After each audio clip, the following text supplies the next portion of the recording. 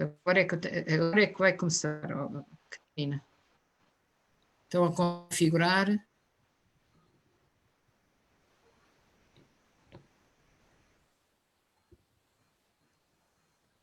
Já está. Já está? Tá. Pronto. Então, nós vamos... Ok, boa tarde, professora Manuela Henriques. Boa tarde, como está, Ana? Estamos aqui à espera dos nossos participantes. Olá, Ruth. Olá. Tirar o som. O Ministério quer saber se Cláudia, que aqui está, é a nossa Secretária de Estado de Migrações. Diga-nos qualquer coisa, liga o som. Ou é alguém por si. A Luz, chama-se mesmo Luz. Pode pôr Olá, som. boa tarde. É a Ângela Luz. Ângela Luz, ok. Que aparece a Luz, o que é muito bonito. É a nossa Secretária de Estado que está aí. Boa tarde. Cláudia Pereira. Não, não. Pronto, é que você tem o mesmo nome, só a Mónica está a ver. Não. Sou Secretária de aluna Estado do curso de promoção de saúde oral. Muito bem, a Secretária de Estado das Migrações chama-se Cláudia Pereira. Eu estava na dúvida se Cláudia Pereira é esta ou outra. Muito bem. Olá, Cláudia. Olá, professora, como está? Olá, Ruth, também, que fez parte do VIP, em várias edições. Uhum. Olha lá.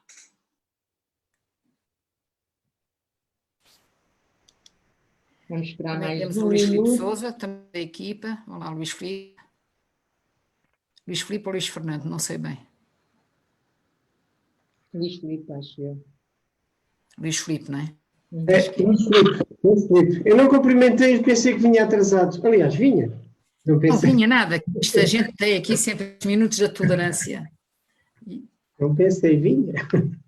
Muito bem. Helena, por favor, não se esqueça de me colocar como co-anfitriã para poder ir gerindo o som e a imagem. Em cima, nos 3 pontinhos em cima de ti, não é? Exatamente. Tornar co-anfitrião. Já és co-anfitriã. Pronto.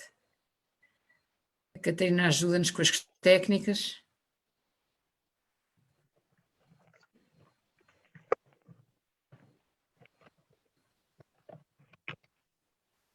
E penso que mais uns minutinhos. Sim. E a professora Isabel dá o pontapé de saída. Uhum.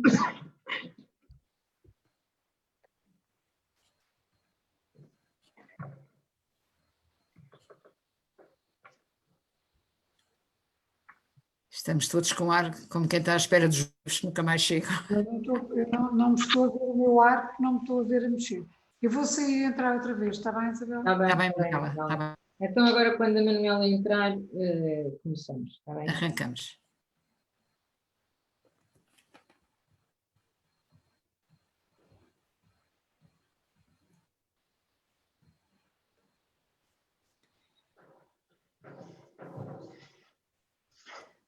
Tem aqui uma novidade engraçada. Um grupo de organizações de etnia cigana pediu para organizarmos uma sessão para eles que vamos fazer especificamente dirigida às associações de etnia cigana na quarta-feira, à tarde. Boa. Quarta-feira não temos sessão de esclarecimento nosso. E temos a Federação das Associações Juvenis, que também quer fazer uma sessão só dirigida às associações juvenis. Também dissemos que sim.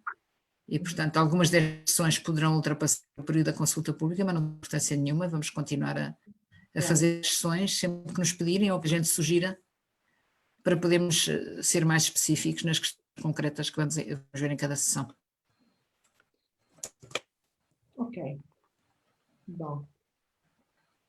Então, vamos dar início à primeira sessão de esclarecimento sobre o programa dos bairros saudáveis.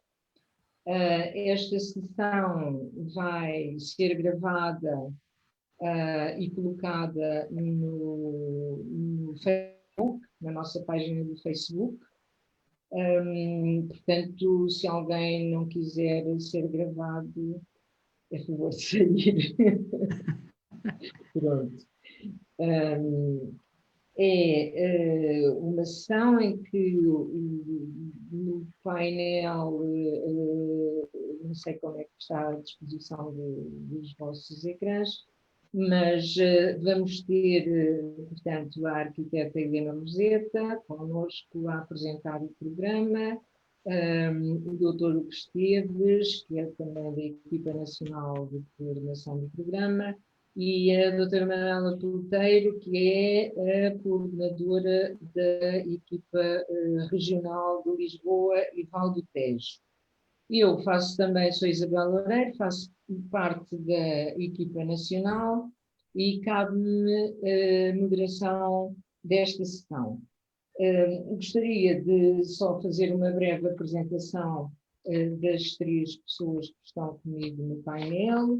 A arquiteta Helena Roseta, creio que todos os que aqui estão conhecem. De qualquer forma, queria lembrar que é ex-vereadora do Pelouro da Habitação da Câmara Municipal de Lisboa, ex-presidente da Assembleia Municipal e agora coordenadora do programa Bairros Saudáveis. E a autora, portanto, foi deputada e autora da Lei de Bases da Habitação, que está em vigor.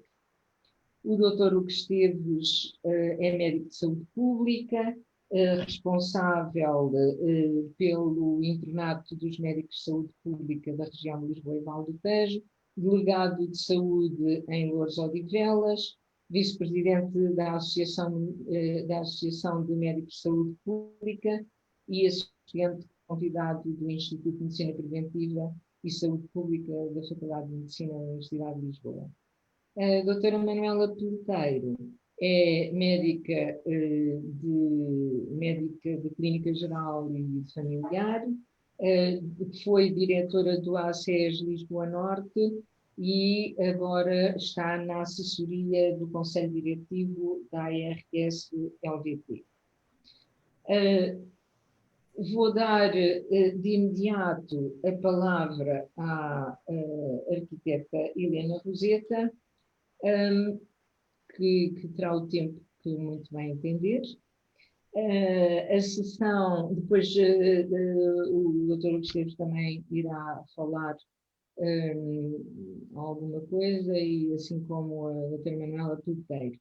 A sessão pretende ser fundamentalmente de esclarecimento de questões que se prendem com pôr em andamento o programa, e a ideia, sabendo que vocês vão ter ao vosso dispor os slides que vão ser apresentados, é que cada um de vós seja um agente multiplicador desta informação e que se divulgue o mais possível o programa dos bairros saudáveis, para que quando abrirem candidaturas ao programa haja candidaturas da parte de quem realmente é elegível para este programa. É nesse sentido que estamos a fazer esta sessão, e era bom que qualquer dúvida, qualquer questão que imaginem que possa vir a ser colocada quando estão a fazer as vossas sessões, tentem esclarecer ainda hoje, durante a sessão. É a primeira sessão deste conjunto de sessões de capacitação sobre o programa. Portanto, espero que corra tudo bem, tenho a certeza que vai correr. Então, Helena, tem a palavra. Muito obrigada. Quero dizer-vos que neste momento nós já estamos com mais de 100 pessoas a assistir à nossa sessão. Temos 15 participantes aqui na sala Zoom, mas temos 78 pessoas a participar através do Facebook, portanto quero também dar as boas-vindas a quem nos está a seguir através do Facebook e dizer que quem está a seguir através do Facebook, se quiser colocar questões, coloque como comentário a que está a ver. A Catarina Homem está atenta para apanhar esses comentários e fazer chegar aqui ao painel para podermos responder. São todos muito bem-vindos. Isabel, ia dizer mais qualquer coisa? Não, ia só dizer, pronto, são bem-vindos, peço desculpa de ter interrompido a Helena, mas eu queria ainda informar que está presente, portanto, a restante equipa da região de Lisboa e Val do Tejo, a doutora Dália Dantas, a doutora Fernanda Marques e o doutor Luís Filipe Sousa. Muito obrigada, Isabel. Então, eu agora vou-vos pedir um favor, eu vou compartilhar a minha tela. Às vezes há uns percalços que eu sou um bocado velha nisto, mas eu penso que à medida que vamos fazendo vou ficar melhor. E vou fazer uma apresentação resumida do que é o programa Bairros Saudáveis, para ficarmos todos com o mínimo de informação que é preciso. Portanto, eu vou-vos mostrar aqui assim o programa. Ora bem, em primeiro lugar, naturalmente, tenho que vos falar das etapas e do cronograma geral. Na verdade, este programa é concebido como um ciclo, tem um conjunto de etapas obrigatórias. Uma primeira etapa que é de preparação, uma segunda etapa que é de divulgação e capacitação, é onde estamos, a preparação em julho e agosto, na altura que estava toda a gente mais ou menos em férias, estamos a preparar tudo isto. Agora estamos na fase de divulgar e capacitar. Em outubro, se tudo correr bem, no final desta consulta pública que está a decorrer, teremos o regulamento final aprovado e homologado pelos senhores 7 ministros que são responsáveis por este programa, e passaremos à abertura de candidaturas que decorrerão até ao final do mês de outubro. Pois em novembro há uma tarefa muito importante, que é o júri, que vai ter que apreciar e avaliar as candidaturas e pontuá-las. E depois em dezembro, penso eu que em dezembro, nós gostávamos que fosse mais cedo, mas será difícil, em dezembro teremos a divulgação de resultados e a assinatura de protocolos. É muito importante perceberem, quando assinaram os protocolos, as candidaturas que forem aprovadas e forem financiadas, com a assinatura de protocolos têm a garantia que vão receber uma primeira tranche de financiamento, porque estamos a falar de um programa dirigido a comunidades pobres e precisam de um primeiro dinheiro para arcar. Portanto, até ao final do ano terão essa primeira verba, para depois, no ano que vem, poderem desenvolver o projeto ao longo do ano, com o apoio das equipas regionais e da equipa nacional, e depois, no final do ano que vem, haverá uma prestação de contas para os membros, pelos candidatos. Nós estamos a pensar fazer também uma avaliação académica, digamos assim, do programa todo, mas essa ainda não está assente. A avaliação dos próprios, essa é obrigatória. Explicar-vos um bocadinho como é que nós funcionamos. Portanto, nós não temos propriamente um serviço a tratar deste programa, temos um conjunto de equipas que foram designadas. Portanto, em primeiro lugar, temos a chamada entidade responsável, que são os representantes dos 7 ministérios que tutelam este programa, a presença do Conselho de Ministros, o Ministério da Saúde, o Ministério do Ambiente, o Ministério da Agricultura, o Ministério das Infraestruturas e Habitação, o Ministério da Coesão Territorial e o Ministério do Trabalho. Depois eu fui nomeada coordenadora pelo Conselho de Ministros, eu pedi para escolher uma equipa, deixaram-me escolher uma equipa, somos 7, 3 arquitetos, 3 médicos de saúde pública e mais uma pessoa da área social, que é a doutora Susana Tavares. Entre nós 7 distribuímos as tarefas, de modo a que, entretanto, foram constituídas equipas regionais por indigitação de vários serviços ligados aos ministérios interessados, a equipa de coordenação regional do Norte, do Centro, Lisboa e Val do Tejo e Algarve. Aqui a equipa de Lisboa e Val do Tejo, e se eu cometer aqui um erro, peço à coordenadora, que é a doutora Maria que me corrija, tem uma representante da ARS, que é ela própria, que coordena, tem uma representante do Instituto de Emprego e Formação Profissional, ou um representante, tem representante da Segurança Social, tem representante do Ministério da Coesão Territorial, da CCDR, e representante da Agricultura. Portanto, são estas pessoas que fazem parte da equipa e são eles que têm a responsabilidade de procurar fazer as ligações todas e ir fazendo chegar a informação e fazer acontecer o programa. O regulamento em discussão pública tem um aumento com 30 e tal páginas, mas é relativamente simples porque cada capítulo responde a uma pergunta. Nós não vamos ver todas, porque há algumas que são mais óbvias, mas há aqui umas que eu gostava de desenvolver um bocadinho mais. O capítulo primeiro diz o que é o programa, para que é que serve. O capítulo segundo diz que é que decide e coordena, é um bocadinho isto que estive a mostrar, a entidade responsável e as equipas.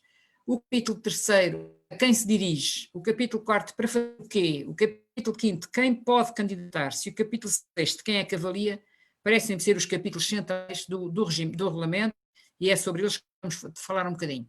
O como é que se paga é com dinheiro do Orçamento de Estado, muito bem negociado, como podem imaginar, que está difícil, mas teremos até ao final deste ano, pelo menos a primeira dos projetos que foram aprovados será paga.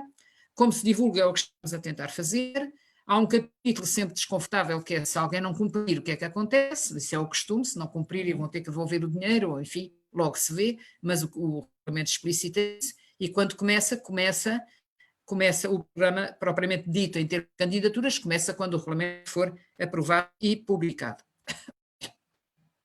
A primeira dificuldade que nós tínhamos neste programa é que o programa dirige-se a territórios vulneráveis, e a resolução do Conselho de Ministros estava em 7 critérios e tinham que cumprir pelo menos 3. Mas não há nenhum levantamento inicial destes territórios vulneráveis, quer dizer, estamos a dirigir-nos ao país em geral, especificamente ao continente. As regiões autónomas não entraram no programa, porque de facto os governos regionais não foram tidos em conta quando foi feita a decisão do Conselho de Ministros, portanto neste momento é apenas para o território continental. E como é que isso está a fazer? Portanto, há 7 condições, e estas 7, para um território ser elegível, tem que cumprir pelo menos 3. As 2 primeiras são óbvias: más condições de habitação, rendimentos baixos. Portanto, não é preciso grandes estatísticas, é o conhecimento que se tem do território, seja o território um bairro, uma rua, uma aldeia, uma zona, o que for, naquele território, de facto, as condições de habitação são precárias e os rendimentos são baixos. Não quer dizer que toda a gente tenha baixos rendimentos, que toda a gente tenha más condições de habitação, mas que há uma prevalência grande dessas circunstâncias. Depois temos aqui 3 critérios muito importantes relacionados com a saúde. O programa chama-se Bairros Saudáveis e não é por acaso. A saúde aqui é interpretada no sentido da Organização Mundial da Saúde, que é bem-estar e qualidade de vida das pessoas, não é só a saúde propriamente como a ausência de doença, mas é tudo mais, é a saúde como uma situação de bem-estar e qualidade de vida. Portanto, quais são as condições de saúde que são tidas em consideração para escolher um território? Em primeiro lugar, se há um grande número de pessoas de risco em caso de Covid, já sabemos, pela informação que temos, são sobretudo pessoas idosas, com doenças crónicas, e este dado é muito importante. Um segundo dado, pessoas que têm dificuldade de acesso à saúde, incluindo à medicação, pode ser por as razões mais diversas, pode ser porque não têm acesso à unidade local de saúde, porque estão longe, porque não se conseguem deslocar, ou porque não têm dinheiro para ir à farmácia, enfim, há situações que podem dificultar o acesso à saúde, e quando essa circunstância for também, em muita gente numa determinada zona, é muito relevante. E os nossos médicos sabem que, por exemplo, quem trabalha nas unidades de cuidados primários, sabe quem não tem médico de família, etc. Portanto, as pessoas que têm mais dificuldade, eventualmente, de acesso à saúde. Nem toda a gente que não tenha médico de família tenha dificuldades, porque outros têm outras soluções. Mas isso é uma à parte. Continuamos. O terceiro critério de saúde tem a ver com a cobertura do Programa Nacional de Vacinação ser inferior a 95% para aquela idade que está a ser considerada em relação a essa cobertura. Isto também é extremamente importante. Nós sabemos que ainda não há vacina para a Covid, mas sabemos que, enfim, o conjunto de doenças que podem ser agravadas pela Covid, algumas delas têm vacinação, nomeadamente há vacinação contra a gripe, há vacinação contra a tuberculose, há outras vacinações, e, portanto, ter as vacinações em dia é extremamente importante. Sabemos que há comunidade, nomeadamente comunidade de estrangeiros, alguns nem sequer falam português e que têm pouco acesso ao Serviço Nacional de Saúde, em que a vacinação pode não estar a ser cumprida, portanto isto também é um ponto extremamente importante. Finalmente, há 2 critérios que são mais específicos e têm a ver com determinadas camadas etárias ou determinados grupos de população. Estamos a falar, em primeiro lugar, das crianças e dos jovens com pouco acesso ao ensino, por razões várias. Durante o tempo do confinamento, por razões de não terem acesso ao ensino à distância, não terem internet, não terem televisão, não terem essas coisas. Atualmente pode ser por outras razões, há miúdos que abandonam a escola, há miúdos que têm dificuldade portanto, têm problemas de insucesso escolar, e portanto essas questões, se forem prevalentes, é muito importante. Finalmente, haver pessoas em exclusão social, isolamento ou abandono.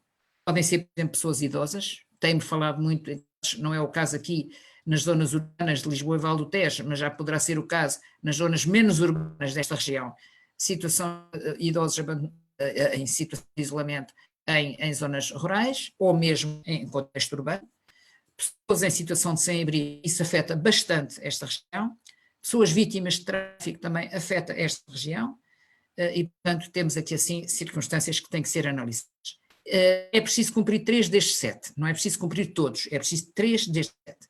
Quem confirma depois isso são as próprias candidaturas que têm que assinalar quais são os critérios que cumprem e depois têm que pedir uma declaração ou à Junta de Freguesia ou à Unidade de Saúde, ou às 2 entidades. Se não conseguir essa declaração, a equipa nacional terá, com a ajuda das regionais, de resolver a situação de confirmar os dados. A quem é que se dirige, como é que nós estamos a tentar perceber como é que estão estes territórios? Estamos a seguir uma certa metodologia que nos vai ajudar a identificar os territórios, mas seguramente vão aparecer muitos mais que nós não conhecemos. De qualquer maneira, a metodologia, rapidamente dizer-vos como é que estamos a fazer. Três coisas: recolher estatísticos para construir indicadores e fazer uma cartografia. Pusemos um questionário participativo na consulta pública. A boa notícia é que já estamos com quase 400 respostas. Ao fim da primeira semana tínhamos cerca de 170, mas agora já está a subir bastante, o que é bastante bom. E a terceira fonte de informação importantíssima é o trabalho de divulgação no terreno, feito pelas equipas regionais, que também conhecem os seus territórios e também identificam situações. Todos os dados e cartografia que a gente produza serão tornados públicos. Estamos em negociações com a Direção-Geral do Território e é lá que estes dados ficam públicos e o nosso site apontará para lá. Isto é só para informação, é só interessante para verem. Isto foi ao fim de uma semana. Tínhamos cerca de 170 respostas de localização de territórios no questionário participativo e fomos identificá-las, portanto, localizá-las no mapa, e isto a ver aqui que há uma grande concentração de identificação de territórios aqui na área metropolitana de Lisboa, e depois no resto da ARL-LVT menos, e depois temos o resto do território ainda poucas identificações. Naturalmente, estamos a sensibilizar as equipas regionais para investirem nas áreas onde nós estamos a receber respostas. A cartografia também já nos está a ajudar nisso. Onde é que está a informação a chegar e onde é que ela não está a chegar. Quem é que se vai poder candidatar? Esta questão é muito importante. Quem se candidata são as comunidades locais através de uma parceria territorial. Quem é que faz parte dessa parceria? Podem ser associações, organizações de moradores, coletividades, organizações não governamentais, IPSS, paróquias, cooperativas, outras entidades da economia social, ou até grupos informais. Então, mas como é que é isso com os grupos informais? É da seguinte maneira: cada parceria tem que ter pelo menos uma entidade chamada promotora, e ela tem que ter personalidade jurídica e não ter dívidas à Segurança Social ou ao Fisco, também é um problema, porque às vezes as associações não têm as suas contas em dia, e mais uma entidade que é parceira. As parceiras podem ser também pessoas, podem ter personalidade jurídica ou podem ser grupos informais. Um grupo de moradores, uma comissão de moradores que está constituída em associação, um grupo de jovens que se voluntaria, enfim, há inúmeras situações em que podem aparecer grupos que podem estar interessados em colaborar e que serão integrados na parceria. Neste momento, precisamente, com os jovens, estamos a divulgar o programa Junto dos Jovens, no meio académico e no meio associativo, porque parece-nos que integrar jovens nestas parcerias é uma mais-valia para o programa. Primeiro, porque os jovens muitas vezes estão mais preparados do que as gerações mais velhas, e em segundo lugar, que têm uma garra, uma energia que nos faz muita falta em programas desta natureza. O que é que se pode fazer? Agora vou mostrar 5 slides. Nós temos 5 eixos no programa.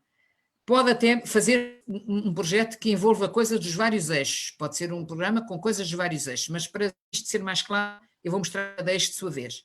O primeiro eixo é o eixo da saúde. O que se pode fazer? Isto são apenas exemplos. O que está no regulamento são exemplos. As pessoas podem ter ideias mais brilhantes, mas está aqui a ajudar as pessoas a imaginarem o que é que podem fazer.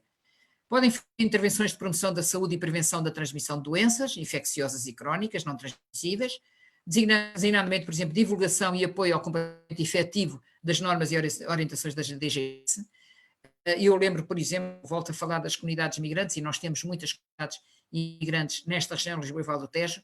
Alguns não falam português e, portanto, as normas da DGS nem ouvem a televisão, nem falam português. Têm que ser traduzidas para a língua que eles entendam, explicadas numa linguagem que seja que eles entendam, mesmo para outras pessoas que falam português e que têm menos acesso à documentação escrita, poderem compreender as coisas, fazer lá chegar a informação. Uma segunda hipótese é adaptar as normas ao contexto específico. Isto é muito importante. Nós temos visto todos os dias nos noticiários situações em que dizem a DGS quer que a gente faça desta maneira, mas nós não temos espaço, não temos isto, não temos aquilo. Portanto, um apoio à adaptação com a ajuda dos médicos de saúde pública é extremamente importante. Uma quarta hipótese, sugestão, a proteção da saúde e promoção de estilos de vida saudáveis. Isto é da maior importância, porque se tiverem estilos de vida saudáveis, são menos atentas a apanharem doenças, em particular a própria Covid. E, finalmente, outra última sugestão, resposta às necessidades locais em articulação com o Plano Local de Saúde. Nós não temos Plano Local de Saúde em todos os municípios, mas há vários municípios que têm. O Plano Local de Saúde, feito em colaboração com os municípios e as autoridades de saúde, aponta, no geral, uma série de medidas importantes para melhorar as condições de saúde, as determinantes de saúde, as condições que informam o acesso à saúde e o fruto da saúde por cada população e, portanto, se pudermos fazer coisas relacionadas com o Plano Local de Saúde, isto é muito importante e não só é muito importante, vão ver depois adiante, quando chegarmos à avaliação, se houver articulação com as autoridades de saúde, os projetos têm uma majoração, porque consideramos que esse aspecto é muito válido. No eixo social também se podem fazer inúmeras coisas, aqui há alguns exemplos, mas podem-se fazer inúmeras coisas. Intervenções de coesão social e promoção da cidadania, podem dirigir-se a faixas específicas, só aos mais velhos, ou só aos mais novos, ou só às mulheres, o que seja. Iniciativas relacionadas com a qualidade e segurança alimentar, isso é muito importante. Nós sabemos que há populações com fome, as soluções de generosidade e partilha são interessantes, mas são insuficientes, e pode haver projetos profundamente empenhados nisto, incluindo apoio direto às famílias no acesso a bens alimentares essenciais. Podem ser iniciativas culturais, desportivas ou de relevância comunitária. Podem ser criação de redes solidárias de vizinhança, organizações de moradores, sei lá, criar rede solidária para as questões de acesso, por exemplo, uma lavandaria solidária, um banco solidário de roupas, coisas desses que podem ser úteis ou importantes nesta altura, para apoio às necessidades mais imediatas. Podem ser ações de apoio aos jovens no processo educativo e adultos no processo formativo, formação profissional, promoção do desenvolvimento pessoal. Pode ser apoio aos cidadãos na identificação e na resolução de situações em matéria de nacionalidade, de regularização de documentação e de acesso a cuidados de saúde. Isto é extremamente importante. Estes são apenas exemplos, mas certamente a imaginação das pessoas irá encontrar outras soluções. A imaginação e a necessidade. Depois temos o eixo económico, a criação de emprego local. Muitas vezes este emprego até é um emprego de características sociais, mas é um emprego, portanto, cria postos de trabalho, cria rendimento, e isso é extremamente importante. Dá-se aqui o exemplo de apoio aos idosos isolados, ou o empreendedorismo local, com uma perspectiva de sustentabilidade para a comunidade, o que seja. Isto é financiado pelo programa. Ou a promoção da integração em ações de formação profissional, para ter a certificação dos formandos. Muitas pessoas fazem as formações profissionais mais ad hoc e depois não têm as certificações. As certificações são muito importantes para ter um melhor acesso ao mercado de trabalho. Uma terceira hipótese é a criação de sistemas experimentais de produção, aquisição e troca de bens e serviços, caixas solidárias, moedas locais, bolsas de produtos locais, muitas coisas que já estão a ser feitas em alguns sítios no país e podem ser financiadas neste programa. A recuperação de ofícios antigos ou a criação de novos e apoio a novas formas de cooperativismo que realmente possam também responder aos problemas que estamos todos a ter. No eixo ambiental também há um conjunto de sugestões. Pode ser uma qualificação do espaço público ou do espaço comum. A diferença entre espaço público e comum, o espaço público é a rua, digamos assim, fora das casas. O espaço comum é, se for num prédio, a área que é comum a todos, portanto, pode ser entradas, escadas, coisas desse género. É muito frequente, sobretudo em bairros sociais, esses espaços comuns do prédio estarem muito degradados. As portas vandalizadas, caixas correntadas, não haver luz, etc. Portanto, este é um ponto importante para a segurança e para as condições de vida das pessoas. Uma segunda hipótese é a melhoria das condições de ventilação ou conforto do edificado habitacional ou comunitário. Isto parece uma coisa muito, muito específica e muito sofisticada, mas não é. Sabemos que, eu sou arquiteta, sei que muitas vezes a umidade que as pessoas se queixam tem a ver com más condições de ventilação. Nós sabemos que a Covid se espalha mais facilmente, o vírus que provoca a Covid se espalha mais facilmente quando há más condições de ventilação, e portanto esta questão da ventilação e do conforto térmico e acústico vão ser muito importantes, e vão ser cada vez mais importantes à medida que caminhamos para o inverno, porque agora que não está assim muito frio, a ventilação, abrem-se portas, abrem-se janelas. Quando começar a ficar muito frio, isto vai ser mais difícil, e portanto é conveniente que aqui haja intervenções e podem ser apoiadas pelo programa até melhorias técnicas que podem ser relevantes. Melhoria do acesso à água, saneamento, eletricidade e gás. Ainda temos muitas zonas aqui na área metropolitana de Lisboa e mesmo na região de Lisboa e Montes em que isto não está assegurado a toda a gente. Garantia de instalações e procedimentos para cuidados de higiene, isto é muito importante. As pessoas são aconselhadas a lavar as mãos e aquelas coisas todas que nos dão todos os dias, mas é preciso terem onde e terem como. Da limpeza urbana, nós sabemos que os bairros mais vulneráveis, por geral, a limpeza urbana feita pelos municípios é menos cuidada, é por vezes menos frequente, e desleixo atrai desleixo, e quando menos limpo é, mais sujo está, quanto mais sujo está, mais atrai a sujidade. E esta é uma questão fundamental, por todas as razões, das pessoas se sentirem bem no sítio onde moram, minimamente, de também nos proteger. Ações de educação ambiental e soluções à mobilidade suave. Penso que sabem que a mobilidade chama-se mobilidade suave, andar de bicicleta, a pé ou a trotineta, não vamos pôr a região toda a andar de trotineta, mas há muitas maneiras de, sobretudo, desenvolvermos quer a bicicleta, quer o andar a pé, que faz bem a toda a gente, e a economia circular. A economia circular significa reciclar as coisas e voltar a reutilizá-las. E, portanto, é uma coisa que os nossos avós faziam e sabiam, que a gente perdeu com o tempo e com o consumismo, e que hoje em dia se sabe que para o ambiente é muito importante voltar a perceber, reciclar as coisas e reintroduzir no circuito económico aquilo que já deixou de servir para uma coisa, mas pode servir para outras. Finalmente, o eixo urbanístico.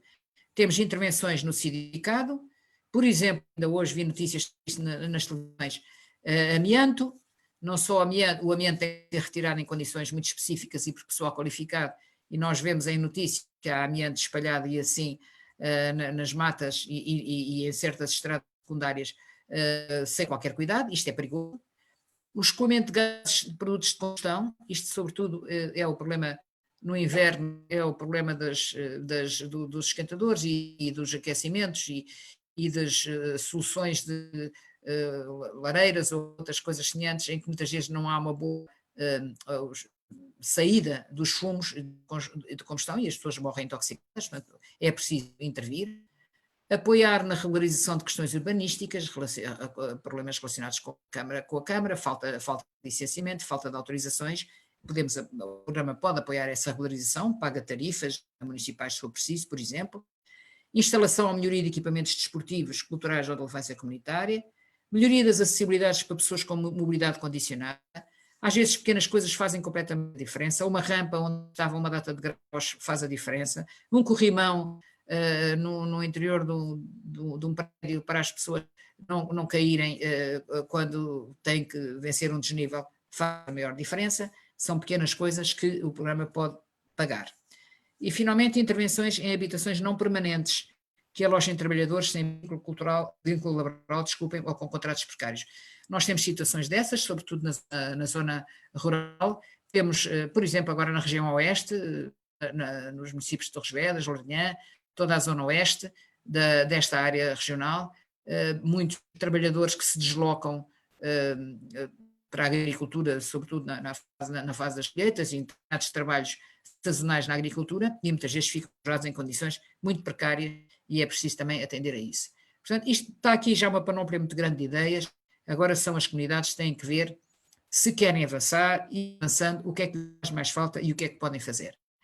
Quem é que vai julgar isto tudo? É um júri independente, ele já foi aprovado pela entidade responsável, agora tem que ser homologado pelos 7 ministérios, mas os critérios são: o projeto tem que ser pertinente, face ao programa e face àquilo que as pessoas viram que são os problemas principais da sua região, do seu bairro, não é? A participação dos moradores é muito valorizada, dos moradores e da comunidade local, isto é muito valorizado. A qualidade da candidatura, tudo em termos de execuibilidade, de coerência, consistência e execuibilidade. Muitas vezes as pessoas têm ideias muito bonitas, mas elas não são execuíveis, porque precisam de condições tão complicadas que não acontece nada. Portanto, é preciso sermos realistas e pedirem ajuda das equipas técnicas para verem se aquilo que querem fazer é execuível e para pontuarem também aqui. Ideias originais, que até o nome dos projetos ser original e ser inovador aquilo que querem fazer. As coisas terem alguma continuidade e sustentabilidade. Evidentemente que há coisas que não são sustentáveis quando o programa acabar. No final do ano que vem, por exemplo, criou um serviço à comunidade que é pago pelo dinheiro do programa. Quando recebeu o dinheiro do programa já não conseguem, essas pessoas contrataram esse serviço. Mas há outras coisas que ficam. Se criaram uma pequena empresa, ou se criaram uma pequena obra essa fica, não se vai embora, uma pequena empresa também fica, se vai embora, e portanto essa sustentabilidade é bastante interessante, ou se criaram qualquer coisa que permite fazer projetos interessantes a seguir, tudo isso é valorizado. E finalmente, como eu disse há pouco, o envolvimento dos serviços ou autoridades de saúde locais é muito importante e é valorizado na candidatura. Como é que se pode participar na consulta pública? A maneira mais simples é irem ao site www.bairrossaudáveis.gov.pt. Logo na página de entrada vem uma barra verde que diz consulta pública até não sei quê, do dia 27 de setembro. Ver mais. Clicam no ver mais e vai-vos aparecer na situação da consulta pública 2 hipóteses. Podem responder, aparece na consulta pública aparece ou projeto de regulamento ou questionário participativo. Projeto de regulamento, darem uma opinião para alterar o regulamento, coisas que acham que devem ser alteradas. Questionário participativo é muito mais simples, é um questionário em que perguntamos às pessoas se querem dar-nos conhecimento de territórios que acham que podem ser elegíveis para o programa, e têm uma opinião sobre uma série de afirmações que lá estão, se concordam, se discordam, se acham péssimo, enfim. O questionário é simples, pode ser respondido por telemóvel e é extremamente útil para nós receber estas respostas e é também uma forma de divulgar o programa. Como é que se faz uma candidatura? Eu tive aqui a puxar pela cabeça para escolher os primeiros 7 passos. Pode não ser exatamente, esta ordem pode não ser exatamente assim, mas estes são, acho eu, obrigatórios. Primeiro passo, é preciso escolher um território de intervenção. Isto não é para fazer em qualquer sítio. Tem que escolher um sítio, um bairro, uma zona, uma rua ou uma aldeia, seja o que for, em que se verifiquem, e este já é o ponto 2, pelo menos 3 das 7 condições de elegibilidade. Aquelas 7 que eu mostrei há bocado e que estão no regulamento, as 3 dessas 7 têm que se verificar. E isso tem que olhar para a lista e dizer isto temos, sim temos, isto não temos, isto temos, sim temos. Se tiverem 3, já podem considerar que esse território é potencialmente elegível e depois têm que ter as declarações, mas isso já é uma questão que verão mais tarde. O terceiro passo é construir uma parceria local, portanto, procurar envolver os moradores, procurar parceiros, de preferência organizações que existam lá no local. Se não houver nenhuma organização no local, podem pedir organizações nacionais, depende agora daquilo, da comunidade onde quer desenvolver o projeto e de quem lá trabalha. Um quarto ponto pode ser muito importante começar a pensar, quando escolherem um território, qual é a junta de freguesia e quem é a autoridade de saúde para, quando chegar a devida altura, poderem lá e pedir a declaraçãozinha a confirmar que o vosso território é elegível. Portanto, calcular desde já esses contactos.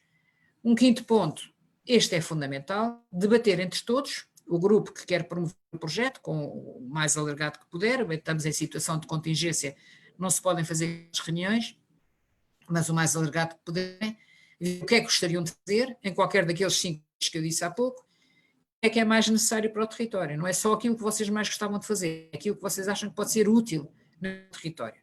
Porque uma das coisas que é verdade é se o que se propõe fazer tem alguma coisa a ver com os problemas que o território tem. Um sexto passo é começar a pensar mesmo como é que a gente vai fazer isto, quais são as medidas, quem é que as vai fazer, entre os parceiros como é que vão distribuir o trabalho, quantas pessoas é que vão precisar de contratar alguém, quantas é que acham que vão precisar, quanto tempo é que acham que demora a fazer cada uma das coisas, portanto começar já a idealizar aquilo que gostariam de fazer.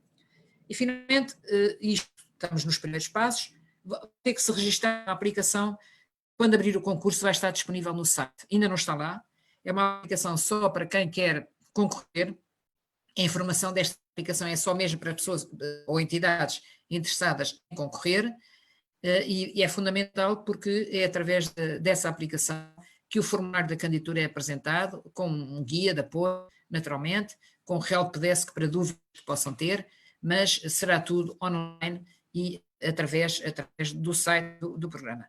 E penso que isto é o essencial.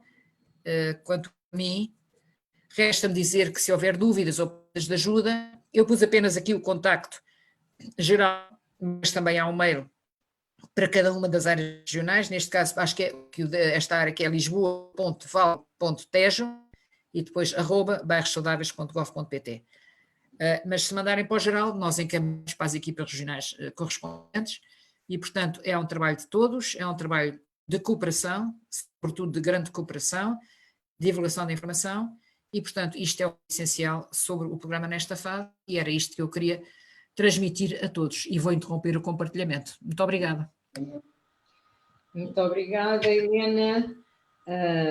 Foi uma apresentação que eu creio que cobriu todas as questões que são importantes neste projeto.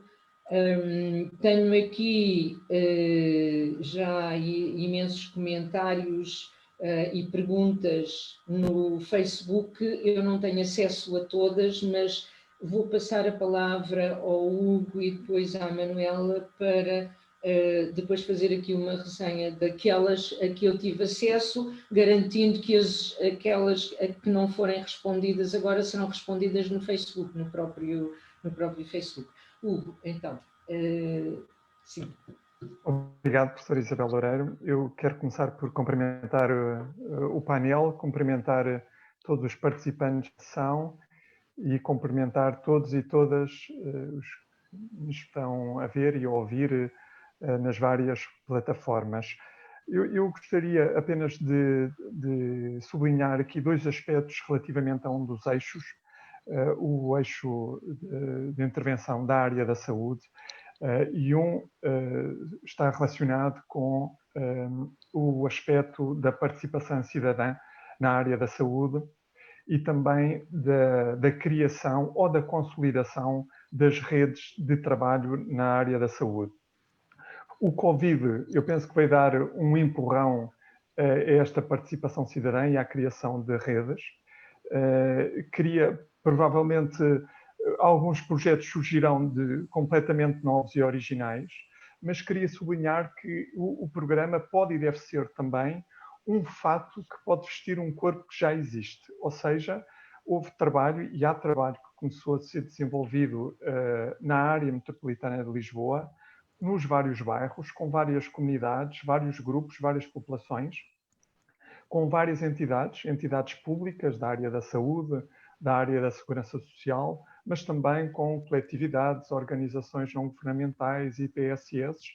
E eu penso que pode ser importante o programa, digamos, vestir algo que já existe na prática e no terreno, relativamente ao Covid. Por outro lado, também gostaria de dizer que o nosso foco neste momento na saúde está muito no Covid, mas que este eixo de intervenção na área da saúde não se esgota nele e é muito mais amplo e que se relaciona com as áreas da literacia em saúde, da promoção da saúde e dos estilos de vida, como muito bem a arquiteta Helena Roseta mencionou.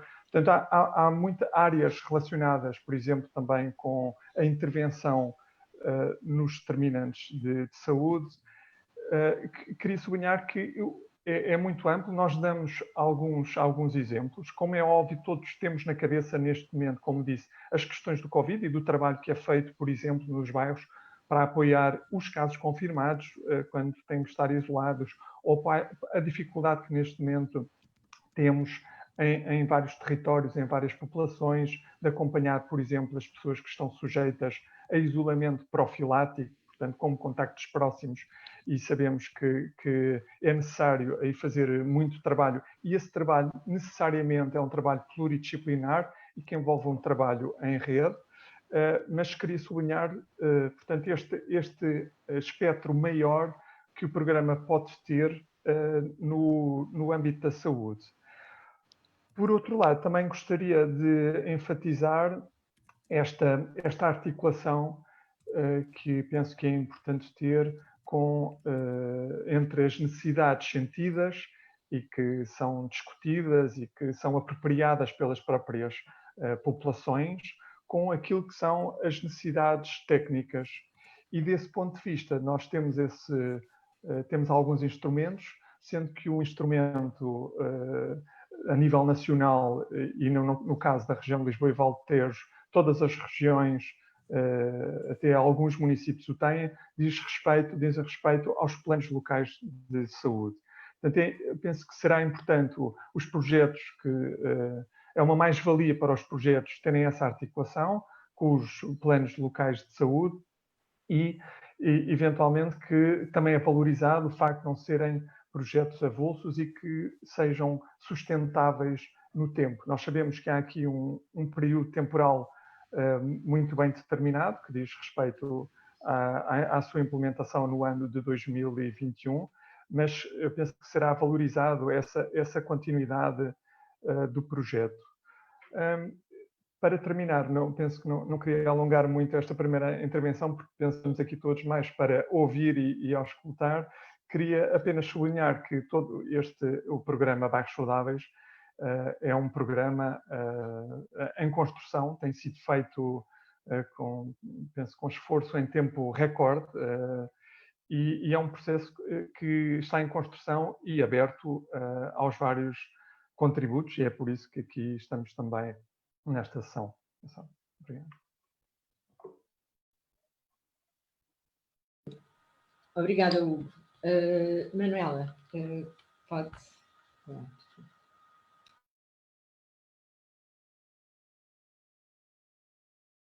Tem que ativar o som. Tem que ativar o som, Manuela. Cortar. Ok. Já se está a ouvir? Muito bem. As equipas de coordenação regional vão começar agora a sua fase maior, portanto houve necessidade naturalmente de desenhar o programa naquilo em que já estava desenhado de alguma forma, mas o regulamento foi partilhado com todos para que ficássemos todos de uma vez dentro do espírito do programa. As equipas de coordenação regional vão agora entrar em ação, eu diria que são agora, entre aspas, o braço armado do programa, porque vamos à procura dos parceiros para se fazer as candidaturas e vamos apoiar que essas candidaturas surjam.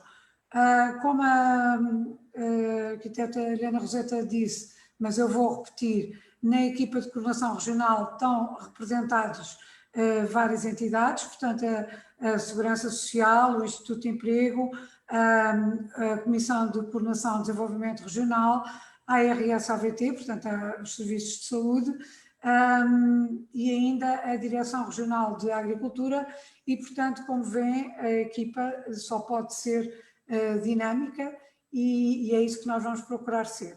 Na primeira fase do nosso trabalho, e como estamos ligados a vários terrenos, digamos assim, a primeira fase foi divulgar o mais possível o programa, da forma que nos pareceu cada um de nós mais eficaz, e agora vamos passar para outra fase, que é a fase de trabalhar com as equipas no terreno, de maneira que não passe da divulgação à ação, portanto que as candidaturas vão surgindo. O Plano Local de Saúde, como disse o Dr. Hugo Esteves, é muito importante porque ele foi feito em todos os ACEs e na região, exatamente com os municípios, com as entidades, com os núcleos de crianças e jovens em risco, vendo quais são as zonas de insucesso escolar. Portanto, digamos que temos no Plano Local de Saúde imensa matéria para poder avançar, mas estamos ansiosos porque as equipas se sintam responsáveis por encontrar os parceiros e trazer os parceiros ao de cima, digamos assim, para que as candidaturas se comecem a formar, e é nosso dever, a equipa de coordenação regional, estarmos atentos e estarmos mobilizados para as apoiar. Portanto, agora começa o nosso trabalho e esperamos, naturalmente, que seja feito com sucesso. Obrigada, doutora Manuela Peleteiro. Nós temos aqui já algumas questões e a Helena tem acesso a elas, portanto, se calhar valia a pena nós fazermos aqui uma pequena paragem para responder já a algumas destas questões, e depois seria interessante outros elementos que estão aqui presentes, nomeadamente elementos da equipa regional e não só, os outros elementos que estão aqui com todo o interesse a participar pudessem fazer intervenções ou perguntas, desde que não excedam 5 minutos o máximo de tempo, para não monopolizarem a sessão. Agradecia então, Helena, acha que é uma boa altura para... É uma ótima altura, nós temos aqui um conjunto de 7 ou 8 questões, eu vou responder às 3 primeiras. Está bem. Portanto, o primeiro comentário vem do Bruno Gomes e diz uma coisa que é muito verdade, que é uma equipa de apoio aos projetos é essencial, que é muito importante, não nos podemos esquecer que o ponto de partida das organizações, porque há entidades, ele diz, que pagam especialistas para fazer boas candidaturas. E há organizações com menos capacidade técnica que têm na cabeça grandes projetos, mas a escrita na candidatura pode não ser a melhor. E, portanto, diz que há o risco de podermos ter o que ele chama de grandes tubarões que irão candidatar e tecnicamente ganharão. Pode haver ONGs que se podem financiar noutros sítios e tiram a oportunidade de outras ONGs mais pequenas de implementar os seus projetos. Esta é uma questão real que o Bruno suscita. Por esta razão, nós estamos particularmente empenhados em apoiar aqueles territórios onde nunca ninguém fez nada, portanto, será muito importante que o júri tenha isso em conta e estamos muito conscientes desta questão do risco de haver aqueles que sabem fazer tudo e fazem e passam à frente, mas é preciso lembrar que isto é um programa participativo, portanto, uma ONG pode ser muito especialista em grandes projetos, mas se não tiver lá a participação da comunidade e dos moradores, nem sequer é avaliada positivamente, portanto, pelo menos esse ponto poderemos ter em atenção e, de qualquer maneira, é um alerta importante. O segundo comentário da Ruth Gonçalves pergunta se territórios que tenham LDS, são contratos de desenvolvimento social implementados ou a iniciar, não se podem candidatar a este programa por causa do duplo financiamento. Não, Ruth, podem candidatar-se a este programa porque este admite cofinanciamentos, ou seja, além do financiamento do programa, pode haver acumulação com outros financiamentos, com uma única condição: tem que explicar no formulário da candidatura qual é o outro financiamento ou qual é o outro projeto que concorre para os mesmos objetivos, sendo que o dinheiro do outro projeto não pode pagar as mesmas coisas que o dinheiro do programa Bairros Saudáveis ia pagar. É isso que tem que ter em atenção. Isso ficará muito claro no formulário da candidatura e quando estiver a preencher o formulário, quem tiver dúvidas pedirá ajuda ao helpdesk. Quando tiverem a preencher o formulário, verão como é que respondem essa parte. Mas a resposta é: podem ter outros projetos e outros financiamentos. Finalmente, a terceira, temos mais perguntas aqui, mas eu disse que ia só responder a 3 para já, e depois, daqui a mais um bocado, respondo a outras. O Sr. Francisco Mendes, da ID7, Associação Empresarial, pergunta se a intervenção não estiver direcionada com os exemplos dados nos diversos eixos, pode ser elegível, seja possível, se devem apresentar uma proposta prévia. Francisco Mendes, dizer-lhe que as associações empresariais estão excluídas da possibilidade de se candidatarem a este programa. Podem associar-se e apoiar, mas não podem candidatar-se. O programa é dirigido a organizações da sociedade civil sem fins lucrativos. E, portanto, as associações empresariais, as empresas, poderão ser apoiantes das parcerias locais e temos muitas situações em programas parecidos com este que tiveram um papel importante, não podem candidatar-se aos apoios do programa. Para já fico por aqui e agora passo a palavra a quem mais quiser falar aqui do nosso painel. Helena, O moderador é que tem que dar a palavra. Se me permite, queria só acrescentar relativamente à questão colocada pelo Sr. Bruno Gomes, que o programa também tem previsto a figura dos mentores e pessoas que possam, tecnicamente, ajudar, colaborar, apoiar na própria construção do projeto. Esse é um aspecto que também está previsto no programa. Muito bem.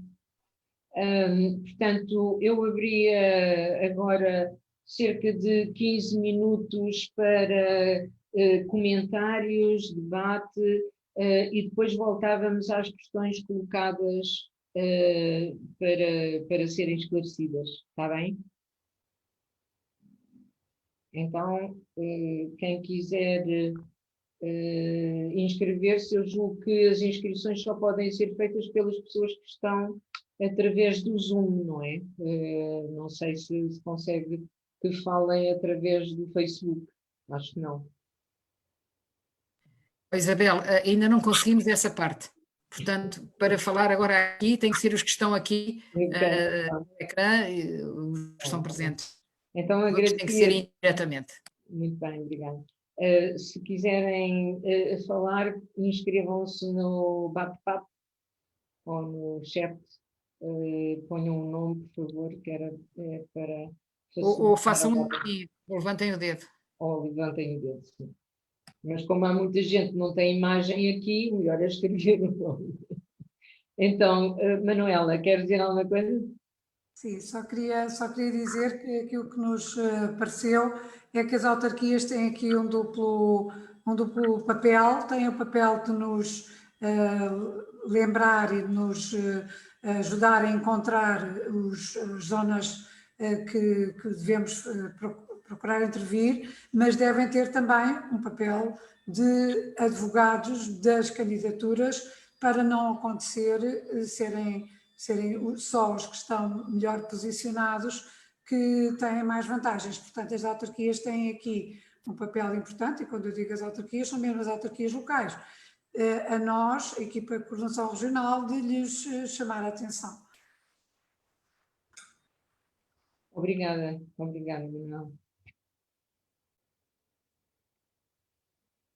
Portanto, eu fico a aguardar inscrições. No caso, enquanto aguardamos, a Helena, se quiser, pode ir avançando com as questões que já estão aqui colocadas, não é? Muito bem, pode ser, sim, senhor. Então, vamos lá ver. Temos aqui agora um comentário da Sónia Lobato. Aliás, a Sónia Lobato faz uma pergunta muito parecida com a pergunta da Suzete Margarido, acho que é assim o nome. Suzete Margarido. A pergunta de ambas é esta: uma IPSS com área de atuação em 2 distritos, e a Suzete pergunta em 2 territórios distintos, pode apresentar 2 candidaturas. Eu respondo às 2 dizendo que só não pode apresentar candidaturas para a mesma freguesia. Se for para uma freguesia diferente, já pode apresentar uma nova candidatura. Cada parceria local, formada pela promotora e pelo parceiro, portanto, menos 2 organizações têm que fazer a parceria. Uma IPSS sozinha não se candidata a nada. Tem que se fazer uma parceria com alguém. Candidata-se, pode candidatar-se a projeto numa determinada freguesia e a outro noutra freguesia, seja no mesmo distrito ou noutro distrito qualquer. Isto é importante ficar claro, não podem apresentar 2 projetos para a mesma freguesia. Isto significa, portanto, que as pessoas podem e devem ver quais são os territórios que têm mais possibilidades de trabalhar, poderão ter mais capacidade de montar um projeto que seja válido. Se aparecerem várias entidades a querer montar um projeto parecido na mesma freguesia, e se tivermos conhecimento disso, se calhar vamos lhes dizer para se juntarem e terem um projeto mais forte, porque as parcerias, se tiverem mais parceiros, têm mais força. Mas essa não foi a questão, nem da Sónia, nem da Suzete. A Ana Henriques faz aqui várias perguntas e, portanto, eu vou tentar responder várias perguntas da Ana Henriques. A primeira pergunta que ela faz é se um particular se pode candidatar desde que faça uma parceria. E depois diz-me, é melhor explicar isso bem, quem é que pode ser o beneficiário elegível do programa. Vou voltar a dizer, para que fique muito claro, uma pessoa sozinha não se pode candidatar, uma empresa não se pode candidatar, uma associação IPSS, organização não governamental, associação de trabalhadores sozinha, não se pode candidatar. Tem que haver uma parceria. Agora, ponhamos a coisa ao contrário. E essa parceria como é que é constituída? Tem que ter pelo menos uma entidade promotora com personalidade jurídica e um ou mais parceiros. Nesses parceiros, haver um particular que se junte à parceria.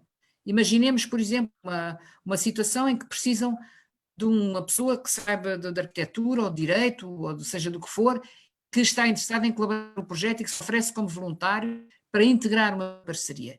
Pode candidatar-se juntamente com, se for aceito na parceria, e será um dos beneficiários, a parte que ele quer poderá ser paga. E se não resolve, outro problema que eu também tenho aqui, e que eu quero ser muito clara e dizer ao senhor Andrade, que diz que tem 38 anos e está desempregado e se pode ser apoiado. Luís Andrade, este programa não responde ao seu problema. O seu problema tem que o ver com a Segurança Social, tem que procurar com o Instituto de Emprego e Formação Profissional e, eventualmente, ajudas para conseguir um emprego, mas este programa não dá apoio direto a pessoas individuais. Este programa dá apoio a comunidades, a grupos, a bairros, a zonas, a ruas. Se o Sr. Luís Andrade viver num bairro, numa zona que se candidate e for integrado nesse projeto, poderá vir a ser apoiado, mas sozinho não pode.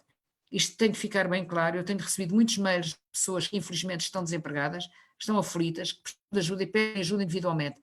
Este programa não dá ajudas individuais. Este programa dirige-se às comunidades, aos grupos que vivem numa determinada zona, num determinado bairro, que têm problemas vários.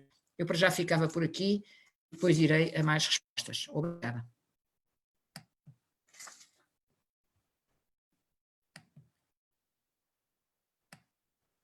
Ainda não há inscritos, portanto ainda se pode avançar. Muito bem, então eu queria passar já para o comentário da Paula Mirdores, que pergunta se a figura do mentor é escolhida pelo projeto ou se existem mentores do programa que apoiem. A figura do mentor foi uma ideia que nós pusemos no regulamento. O que é um mentor? É uma pessoa que apoia o desenvolvimento de uma determinada coisa, embora não seja parte dela diretamente, está aí apenas para apoiar, para dar ajuda a quem precisa.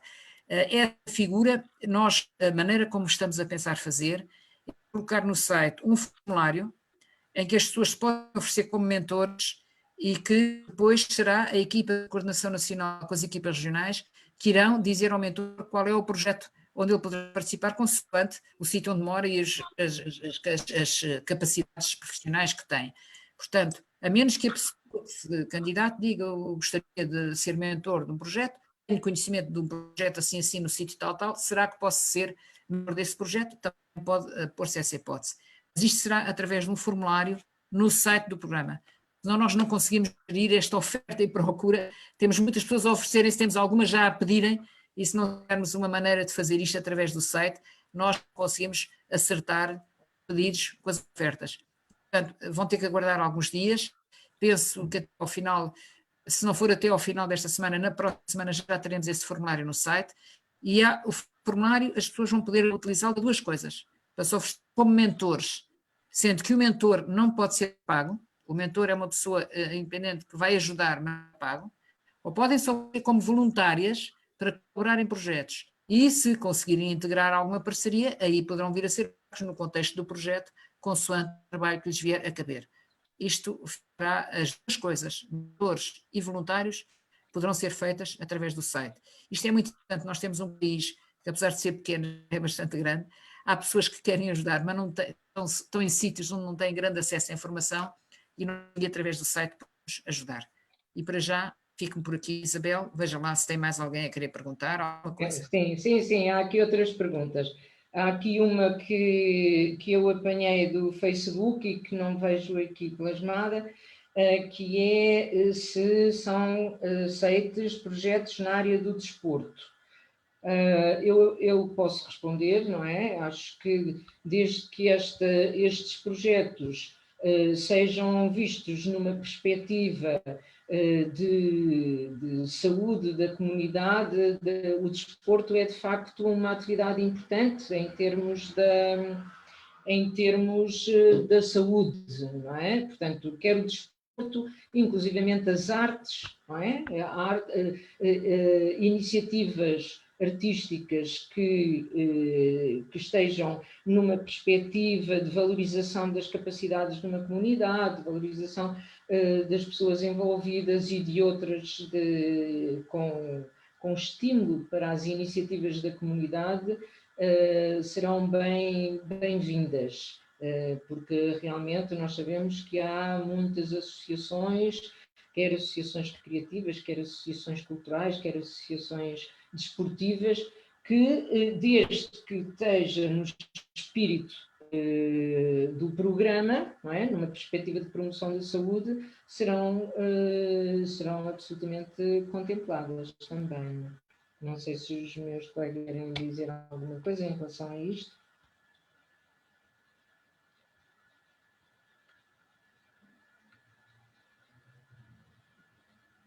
Pede a palavra. Vou continuar. Sim, Hugo. Não, Se me permitia só responder também aqui a um comentário da senhora Sofia Rodrigues, se as associações de moradores têm que ser obrigatoriamente parceiras dos projetos. Não, as associações de moradoras podem ser parceiras dos projetos e, nos casos de estarem constituídas realmente, podem também ser promotoras, mas um projeto não tem que obrigatoriamente ter uma associação de moradores como parceira.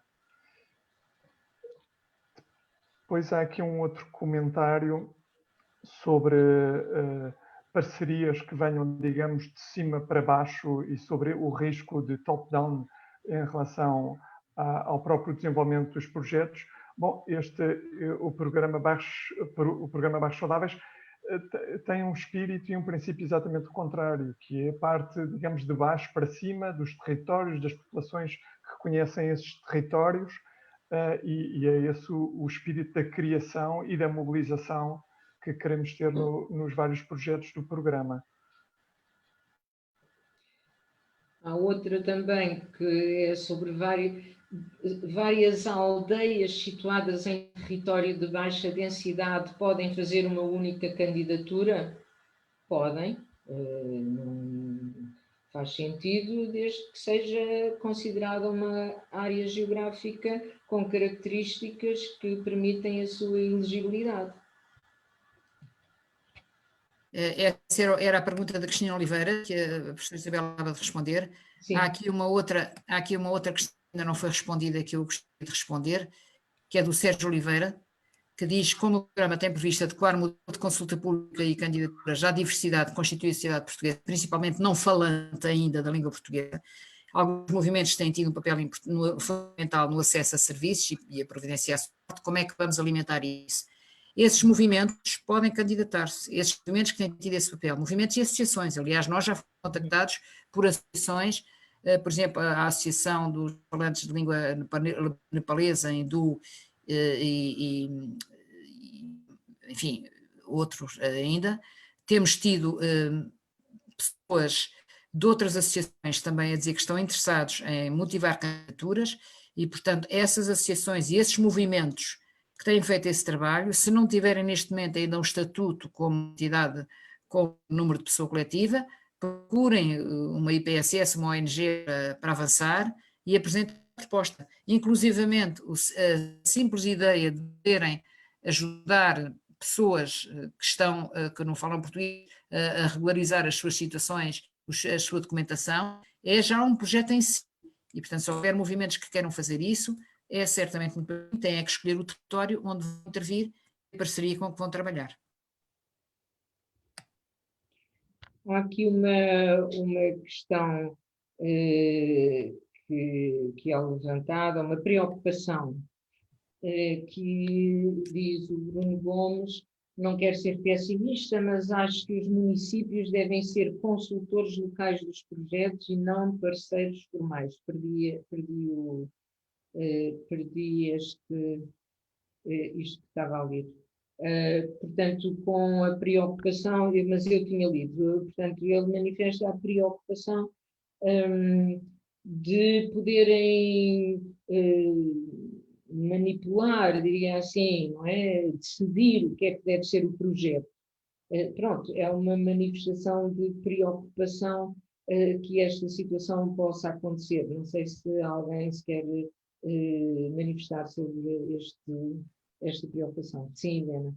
Queria dizer a todos que o regulamento prevê que autarquias locais, como freguesias, juntas de freguesias ou câmaras municipais, podem ser parceiros do projeto, mas não podem ser promotores e não podem receber apoio financeiro do projeto. Isto é muito importante. Podem ser parceiros, porque às vezes há territórios do país desigual, territórios onde pode não haver assim tantas entidades promotoras disponíveis e parceiras, e o município pode ajudar a construir as parcerias, ou a freguesia também. Não podem receber apoio financeiro de parceria. Isto é extremamente importante. Portanto, isto agora varia com os territórios. Há sítios onde a autarquia, seja freguesia ou seja município, está muito disponível. Há sítios onde tem outros programas e tem outras coisas e não vai estar disponível. A parceria avançará a mesma, sendo certo.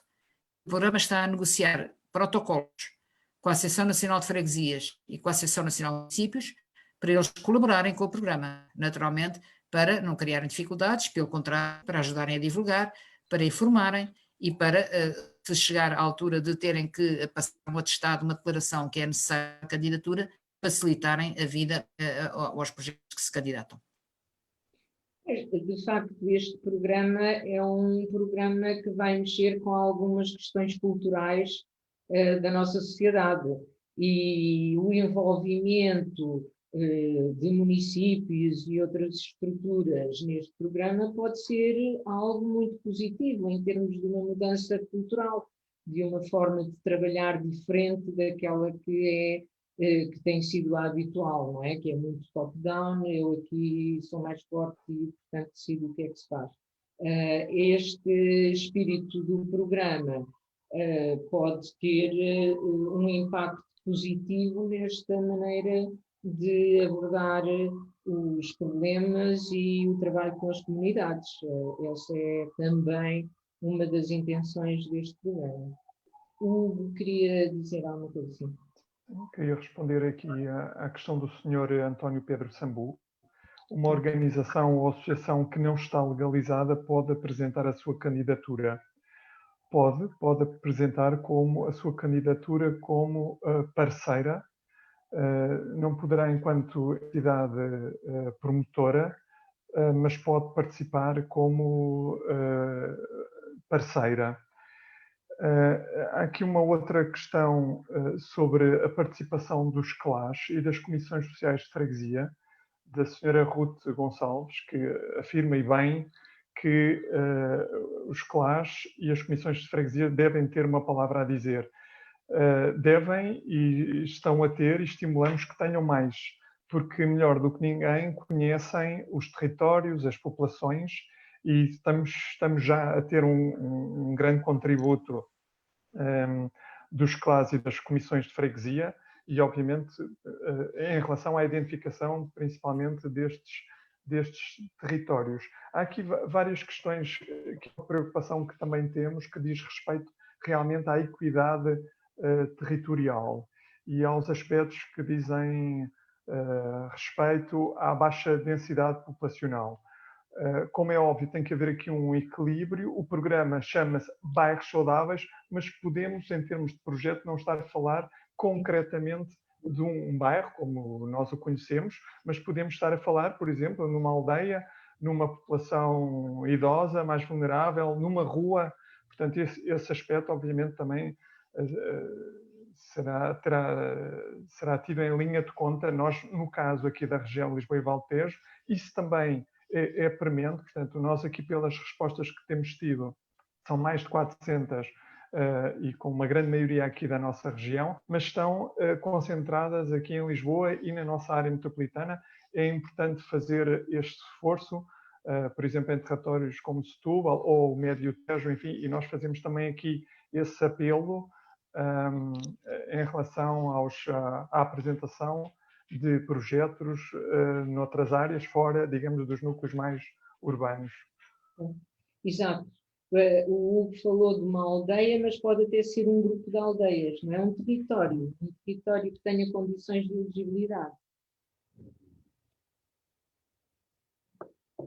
Eu não sei se os elementos da equipa regional de Lisboa e Val do Tejo querem participar. Doutora Fernanda Marques.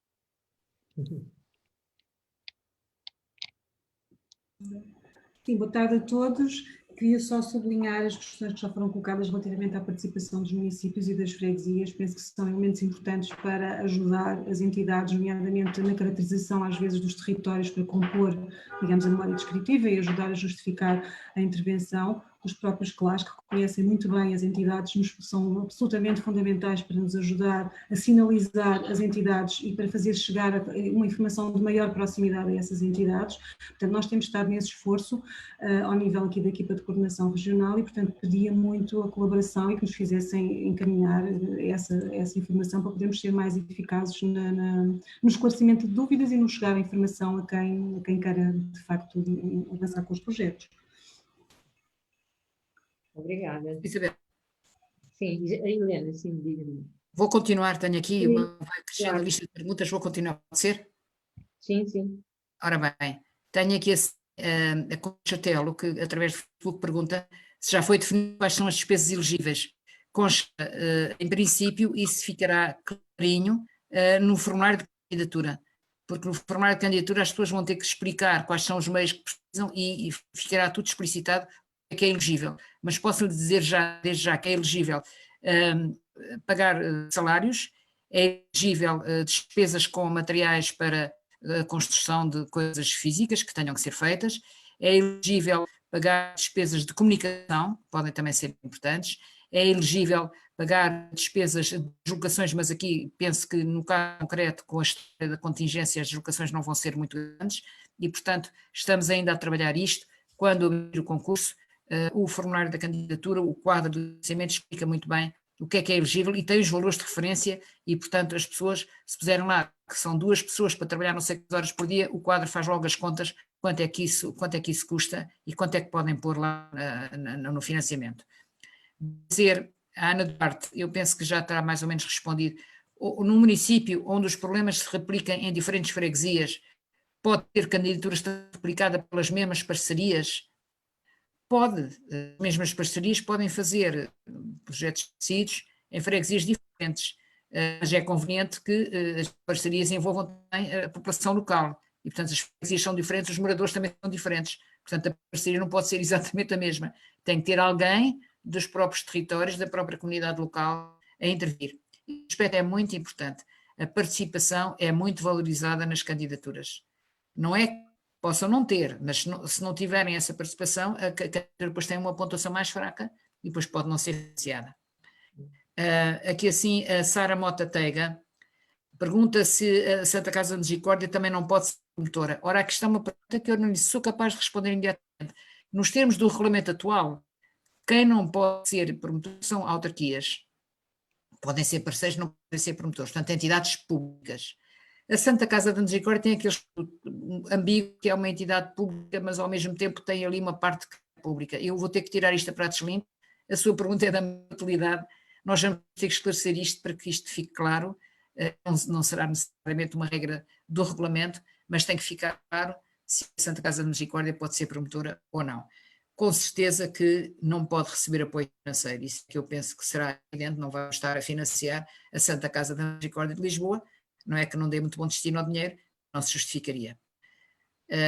Aqui uma outra pergunta da Sónia Lobato, que agradece a resposta que lhe demos há pouco, faz outra pergunta. Tem um projeto financiado pelo programa Escolhas, no bairro da Ilha Cigana, vocacionado para jovens e crianças e formação em empreendedorismo. Podem concorrer ou estaremos dados pelo duplo financiamento? Podem concorrer desde que seja para coisas diferentes. Aliás, digo que neste momento já temos pelo menos 2 associações ciganas a pedir-nos para reunir porque querem apresentar projetos, portanto o ideal é que se tiverem nesse bairro alguma associação da comunidade cigana que queira participar, estudem uma solução que possa complementar aquilo que já estão a fazer, mas que não vá financiar exatamente as mesmas coisas. Assim é uma maneira de nós fazermos valer os financiamentos públicos. Obrigada, Helena. Quantas tranches e percentagem?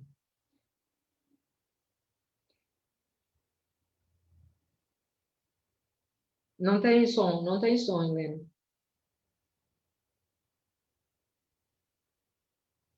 Está a perguntar quantas tranches e percentagem. É assim, Carla, eu não expliquei esta parte. Os projetos podem ser pequenos projetos, médios ou grandes. Os pequenos são até 5.000 euros.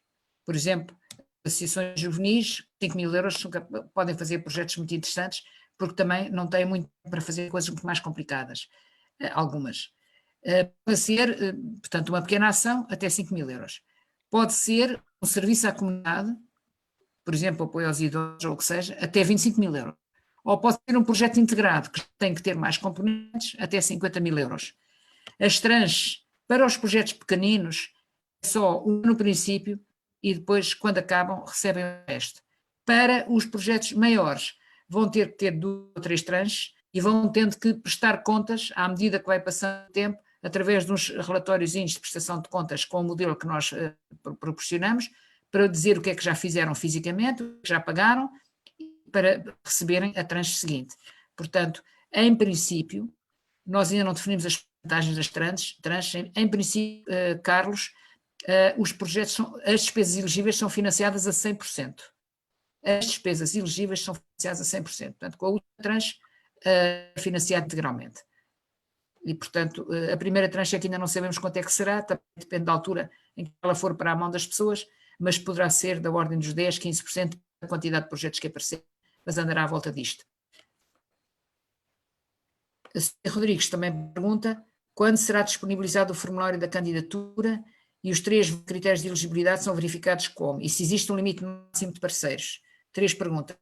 O formulário de candidatura só pode ser disponibilizado depois do regulamento ser aprovado e homologado pelos senhores 7 ministros da área. Portanto, nós vamos acabar a consulta pública no dia 27 de setembro, temos que fazer muito rapidamente um relatório de consulta pública, no princípio de outubro estamos a aprovar o projeto de redação final do regulamento à aprovação da entidade responsável e tem que ser homologado pelos ministros. Só depois disso é que abrimos o concurso. Portanto, a nossa previsão é que o concurso possa abrir 4, 5, 6 de outubro, por aí, logo que tudo isto tiver acontecido. E nessa altura o formulário de candidatura é disponibilizado no site. Ele é disponibilizado no site logo que abrir o concurso. A primeira coisa que o formulário tem, antes de preencherem qualquer formulário, a primeira coisa a fazer quando o formulário estiver disponibilizado, há uma área de registro. O nosso site é aberto para toda a gente, mas a parte da candidatura tem que ser com registro prévio.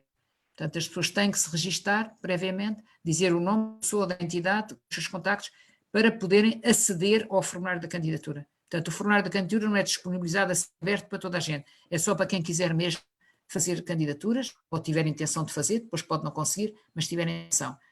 Isso vai acontecer no princípio de outubro, logo que a gente consiga ter isto pronto. Os critérios de elegibilidade são verificados como? Muito fácil. Há um artigo do regulamento que diz as várias alíneas destes critérios de elegibilidade. Como é que isto é verificado? Há uma ficha no formulário da candidatura que é igualzinha ao artigo do regulamento, igualzinha. E à frente de cada linha está sim ou não, sim ou não, sim ou não. E, portanto, basta clicar no sim quando aquilo acontecer. Os sims todos depois dão automaticamente se verificaram pelo menos 3 dos 7 critérios ou se não eram os 3 dos 7 critérios. Portanto, é preenchimento de cruzinha. Tem é que ter o território e depois tem que confirmar que isto é verdade com uma declaração da Junta de Freguesia e ou da Autoridade de Saúde. Pergunta da Sofia Rodrigues se há um limite de parceiros. Não, senhora Sofia, pode ter os parceiros que entenderem, não há limite máximo e se a parceria for com muita gente, melhor ainda, porque ficará mais forte. Portanto, é isto. Pergunto a Isabel se continua. Eu continuo aqui com perguntas. Quer que eu continue a responder? Sim, ainda não se inscreveu ninguém para comentar ou para fazer perguntas oralmente, portanto, vamos seguindo aqui as questões que estão a ser colocadas. Porque, no fundo, quer dizer, esta é uma sessão fundamentalmente de esclarecimentos, não é? Conforme nós tínhamos previsto. O que é importante é que todas estas questões, que certamente são preocupações de várias pessoas, seja divulgada na página do Facebook, de maneira a que outras pessoas que não estiveram nesta sessão possam ter acesso e poder, de facto, esclarecer em relação à sua possibilidade de candidatura. Pode seguir, Helena. Seguir, então. A Natália Pix já fez várias perguntas, tem aqui mais uma, se o pagamento é feito contra reembolso. Não, Natália, o pagamento é feito contra a apresentação de relatório de execução. Nós não vamos querer estar aqui a escrutinar faturas, nós vamos querer saber se aquilo que se propuseram fazer foi feito ou não foi feito. E tenho que provar que foi feito.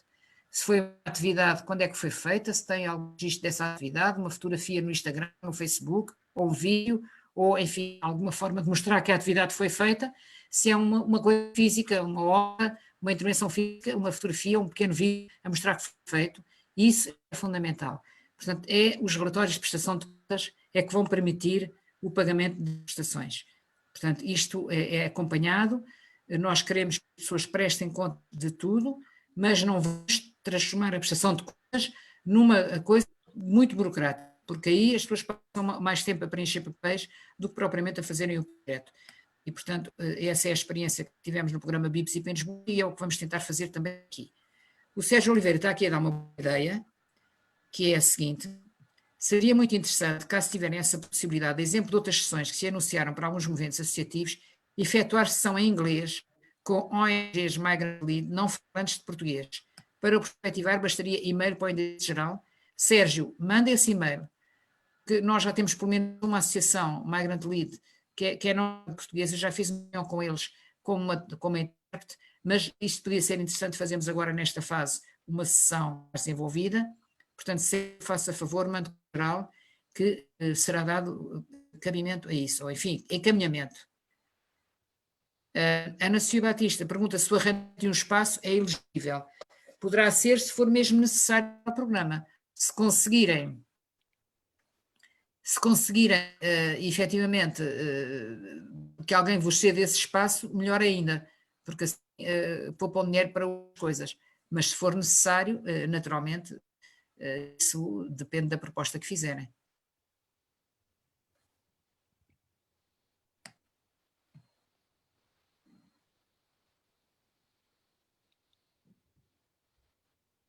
Manuela, quer fazer algum comentário?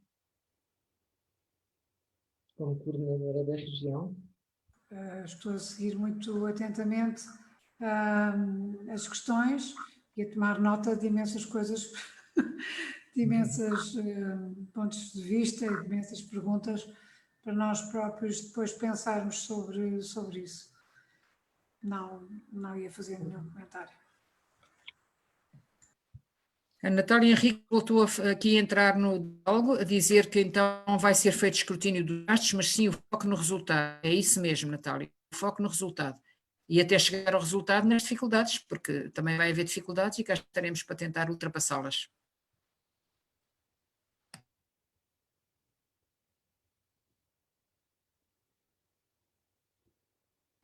Posso também dizer que esta sessão está a ser transmitida, mas também gravada. O vídeo fica disponível no site, no Facebook do programa. Nós depois vamos fazer um link do site para o Facebook, para as pessoas poderem ter acesso a este vídeo. E há uma coisa, está aqui presente hoje a Daniela Serralha, está aqui a assistir à nossa reunião. Eu pedi à Daniela que me ajudasse a selecionar algumas perguntas e respostas e, portanto, vamos ver se conseguimos, de algumas das perguntas com as respostas foram dadas, colocar no site, numa secção que existe, que é precisamente perguntas e respostas.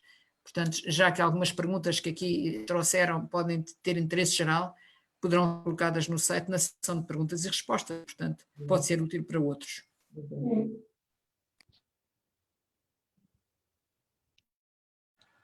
Então, só fazem perguntas, não fazem comentários?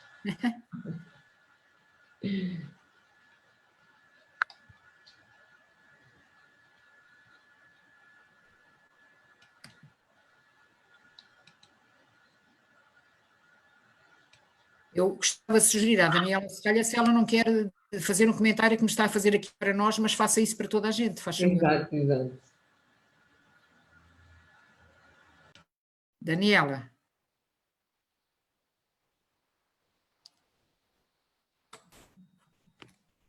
Sim, estava aqui a tentar pôr o vídeo ativo. Eu tenho tomado nota aqui das várias questões e são todas... já estou. Boa tarde. E são todas muito importantes e são todas muito práticas. E eu acho que este programa, aquilo que tem de diferente é este ser de baixo para cima, não é? Que põe aqui a comunidade em foque e põe aqui... Nós temos aqui as perguntas que são feitas normalmente no fim. E, portanto, normalmente é tudo ao contrário e daí advêm as dificuldades. E, portanto, eu acho que estamos a começar muito bem com as perguntas mais pertinentes. E peço que... Bem, eu convidei muitas associações para nos verem via Facebook, para porem as várias questões, estão a pôr aqui algumas, e eu peço que coloquem mais e mais... E aqui mais dúvidas, estava a ver se estava aqui a surgir.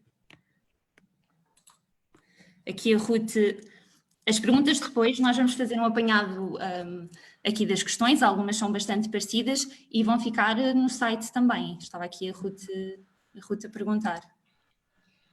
Está aqui uma, Daniela, eu quero dizer mais sim. uma coisa? Sim, diga. Acabou? Não, acabei, obrigada. Ok, obrigada.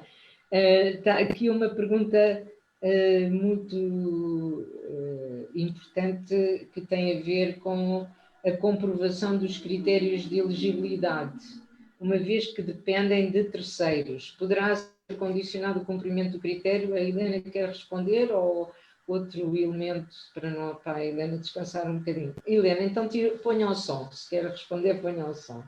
Depois passo a palavra ao Hugo, que já percebi que também quer. Eu acho que o Hugo ia responder isto. O Hugo ia responder isto dos critérios, não ia, Hugo? Sim, também. Okay.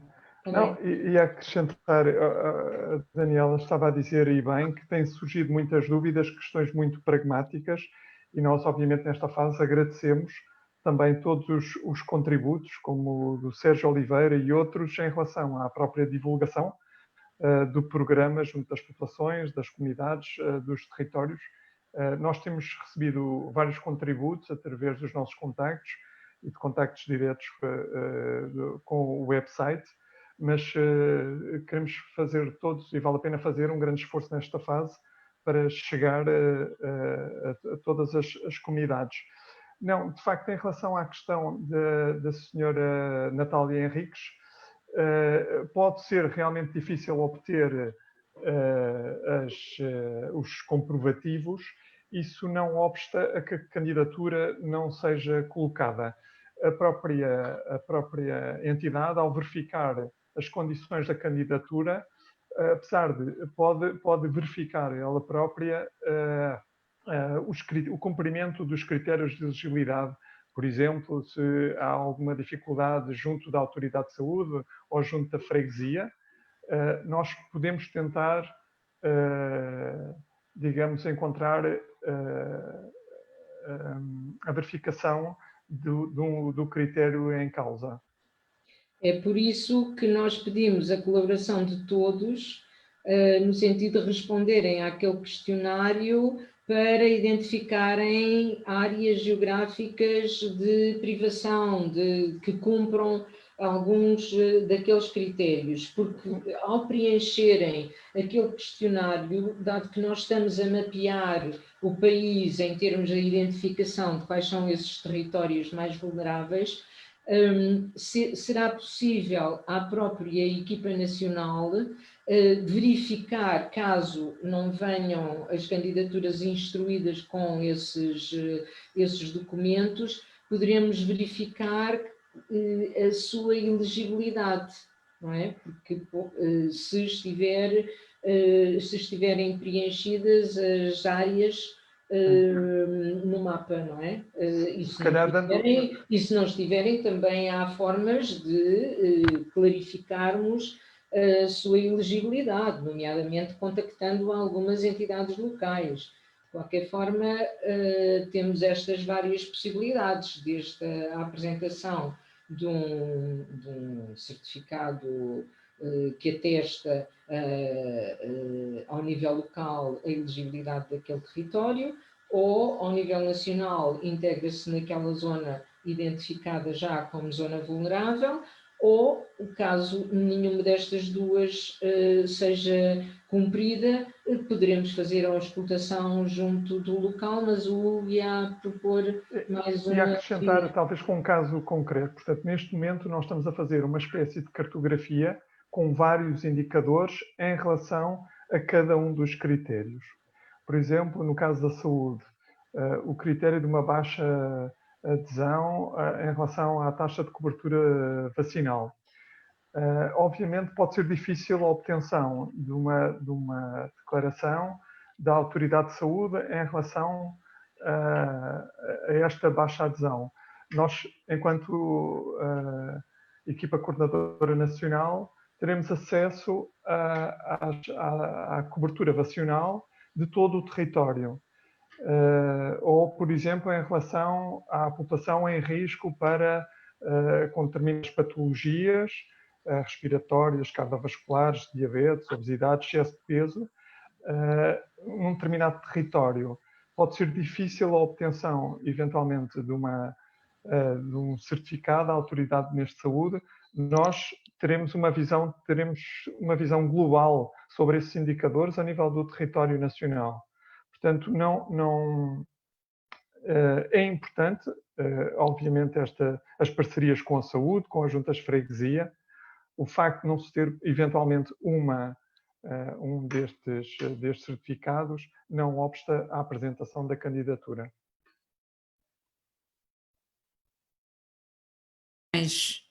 Mais dúvidas? A Filipa Batista pergunta se podem concorrer para um bairro BIPZIP. Ora, um bairro BIPZIP é um programa específico do município de Lisboa, onde temos de concorrer um BIPZIP no qual somos produtores. Portanto, é uma entidade que já está a promover uma coisa no bairro e pergunta se para esse bairro também podem concorrer a bairros saudáveis. Claro que podem. Vejam se duplicam as coisas e se conseguem justificar a apresentação de um projeto. Mas, de facto, bairros em Lisboa, apesar de Lisboa ser a capital do país, há bairros em Lisboa que também têm muitas vulnerabilidades. Portanto, veremos depois, no conjunto das candidaturas todas, como é que o júri classifica.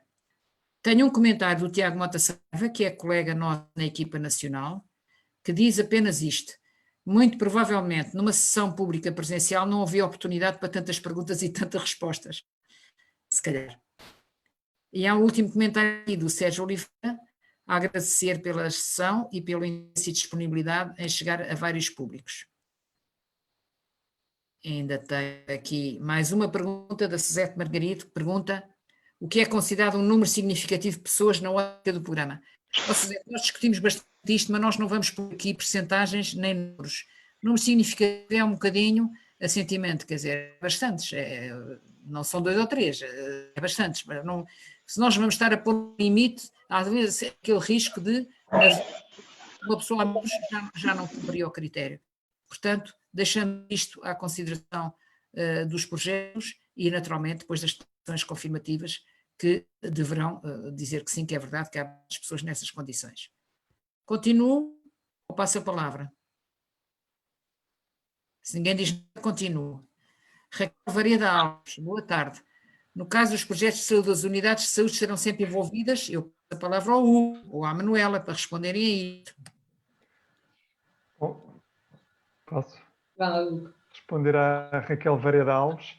Provavelmente não estarão sempre envolvidas, mas é bom que estejam envolvidas. Isso é majorado, é valorizado. Como falámos há pouco, é importante esta articulação com o próprio Plano Local de Saúde, mas nos ACs há, por exemplo, as unidades de cuidados na comunidade, que têm trabalhado muito bem e conhecem também muito bem a comunidade e os bairros. É importante, no caso do eixo da intervenção da saúde, haver uma articulação com os serviços locais, mas, digamos, não é condição sine qua non para ter uma candidatura. Claro que esperamos um envolvimento das várias unidades de saúde pública pelo país no programa Bairros Saudáveis. Sabemos que o contexto neste momento é difícil e complexo com a resposta à pandemia, à Covid-19, mas a ideia é que os projetos não sejam apenas intervenções avulsas e que sejam, como falámos, integrados e sustentáveis no tempo. Obrigada. Confirmo. Confirmo. Mais perguntas? Tenho aqui mais perguntas. Pergunta-me aqui o senhor José Ferreira se no Conselho de Lisboa os territórios da Carta BIPZIP são só por si já territórios elegíveis. Não, a Carta BIPZIP foi feita para um determinado fim na Câmara de Lisboa e há um programa específico para esses territórios BIPZIP. É preciso verificar sempre os tais 7 critérios deste programa. Se, coincidentemente, além de serem BIPZIP em Lisboa, também cumprirem 3 dos 7 critérios, são elegíveis. E o Sr. Carlos Teixeira faz uma pergunta: então, como é que a gente pode saber se o território é elegível? Podemos pedir se o território é elegível? Não, Carlos, não podem saber previamente, essa é que é a dificuldade. O programa BIPZIP, a Câmara de Lisboa, antes de fazer o programa, identificou os territórios e quando lançou o programa disse: é para estes e apenas estes. Aqui o programa é aberto. Ora, podíamos ter optado por dizer, fazemos programa nenhum, vamos andar aqui 1 ano ou 2 a tentar ver quais são os territórios onde o programa pode ser interessante. Nós resolvemos correr o risco de o programa se lançar, mesmo tentar esta cartografia previamente feita. Portanto, vemos que é um risco, mas a urgência é muita, as pessoas estão a passar mal, a Covid está aí, as necessidades são muitas e o dinheiro é pouco. Portanto, achamos que valia a pena correr esse risco e naturalmente, vamos esperar que as pessoas olhem para aquelas 7 condições. Aquilo tem uma data de linhas que especificam exatamente como é que se comprova cada uma daquelas 7 condições. Eu não mostrei essas todas aqui, mas eu posso mostrar daqui a bocadinho, para vos mostrar um exemplo da FIA para verem como é que se diz sim ou não se o território é elegível e depois vemos o que é que aparece, quem é que se apresenta e quem é que o júri depois pontua com mais qualidade e todos aqueles critérios que nós vimos. Ora bem, vamos aqui ainda responder a Natália Henriques, peço desculpa de estar a monopolizar, não está, a Natália, não está. Está cheia de perguntas e dúvidas, isso é bom que as faça. Permitam-me referir que 50 mil euros por projeto é muito limitativo, poderá haver exceções.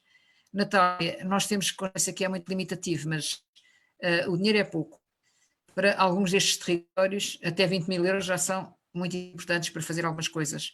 A experiência que tivemos no IPCIP de Lisboa é que 50 mil euros foi de facto o limite e tem sido razoável para fazer muitíssima coisa que nós nunca pensámos que se pudesse fazer com 50 mil euros. A energia das pessoas é incrível e consegue crescer este dinheiro. Eu costumo dizer que estes 50 mil euros na mão das comunidades e destas organizações vale muito mais do que vale no orçamento de Estado. E, portanto, acho que iremos dar conta do recado. Naturalmente, há situações estruturais que não se resolvem com 50 mil euros, temos bem consciência disso. Este programa não se dirige a situações estruturais. É um programa de intervenção imediata, de desenvolvimento local, de apoio às associações, de empoderamento dessas associações e, portanto, este é o limite que foi fixado pela resolução do Conselho de Ministros e, portanto, vamos manter-nos dentro deste limite. Se fosse um valor mais alto, eram menos projetos, mas nós achamos que se calhar temos projetos, embora o valor seja este, e se calhar até vão aparecer projetos mais pequenos, com menos dinheiro do que este. As pessoas com menos poderão fazer algumas coisas.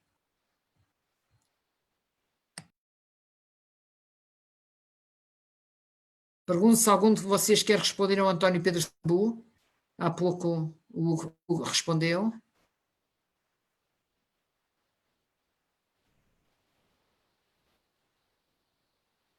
Quer que eu diga qual é a pergunta? Se pode ser financiado um projeto de apoio na formação técnica profissional para a população imigrante residente na área metropolitana de Lisboa? Esta é a pergunta. Hugo, quer responder? Sim, pode. Percebi que provavelmente está ligado com aquela organização que ainda não estava legalizada, não é? Que há pouco falávamos. Mas sim, pode ter esse enquadramento em relação à população imigrante, que provavelmente se enquadra dentro dos critérios de elegibilidade do programa. Nunca esquecer que tem que haver uma entidade promotora, que tem que ter existência jurídica e uma parceria, pelo menos com uma outra entidade parceira. Não necessita de ter reconhecimento jurídico. Não é? Portanto, tem que ser uma parceria com uma entidade promotora a candidatar-se.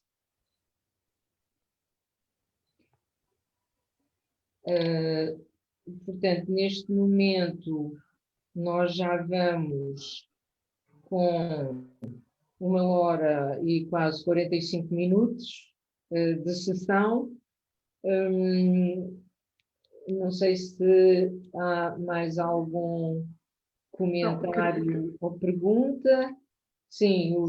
Se me permite, a propósito destas duas últimas questões, eu acho que o programa pretende alargar o máximo em relação ao apoio dos projetos, né, relacionado com a questão dos 50 mil euros e também em relação à participação destas organizações, algumas informais, algumas que estão constituídas e que têm uma existência real, digamos assim, que estão bem implantadas nas comunidades, nos bairros, mas que por vezes realmente não têm a sua situação legal ainda constituída, e eu acho que este programa pode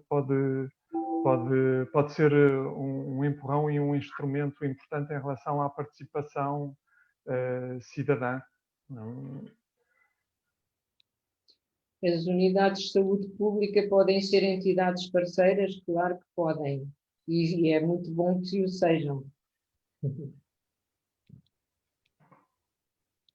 Sim, Helena. As entidades, queria só acrescentar, eventualmente, as unidades de saúde pública, no quadro dos agrupamentos de centro de saúde, e outras unidades funcionais, por exemplo, as unidades comunidade também, e que também têm realizado esse trabalho. E, inclusivamente, a possibilidade de haver outros grupos profissionais diversos que podem estar dentro das próprias unidades, no contexto do Serviço Nacional de Saúde, que se podem organizar enquanto entidades parceiras. É, digamos, uma outra possibilidade de participação. Não podem ser entidades promotoras, não é? Tem que ser entidades parceiras, têm que encontrar uma entidade promotora que faça a proposta de candidatura, mas é muito bom que as unidades de saúde pública e as UCC, as unidades de cuidados na comunidade, sejam envolvidas. Isso seria também uma mais-valia deste projeto, do programa, em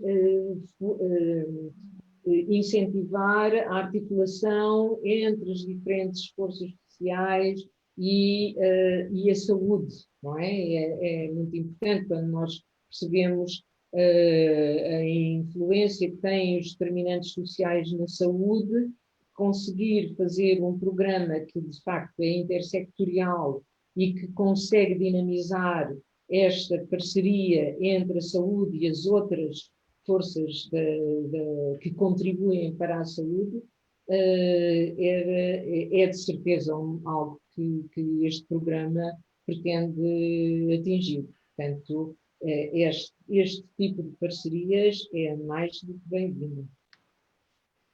Eu vou-me deixar compartilhar então, deixa-me compartilhar a tela para mostrar a tal ficha. Está toda a gente a perguntar como é que é isso vou pôr isto maior, como é que é isso dos critérios de elegibilidade. Vai aparecer uma ficha parecida com esta, que estão cá os 7 critérios, uma coisa parecida com esta. Condições de habitabilidade deficientes ou precárias, nomeadamente, aqui há várias linhas.